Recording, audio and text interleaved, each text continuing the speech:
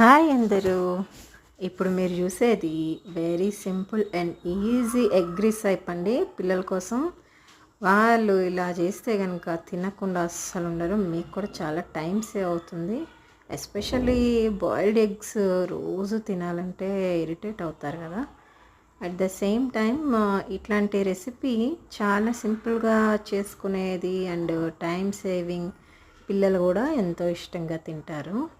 దీనికోసం ఏం లేదండి, కడాయిలో ఆయిల్ వేసుకొని ఆనియన్స్, మిర్చి, కరివేపాకు అండ్ గార్లిక్ జింజర్ పేస్ట్తో కాసేపు బ్రౌనిష్ కలర్లో వచ్చేలా వేయించుకోండి. అందులోనే సాల్ట్, పసుపు అండ్ కారం, అలాగే గరం మసాలా కూడా వేయించుకోండి. దీని తర్వాత ఒక 4 ఎగ్స్ తీసుకొని కొట్టేసి దానిలో వేసేయండి. ఇంకేముంది, ఆయిల్లో మంచిగా ఎగ్స్ ఫ్రై అవుతాయి. దాన్ని జస్ట్ ఇలా కలిపేసి వదిలేసేయండి అంతే.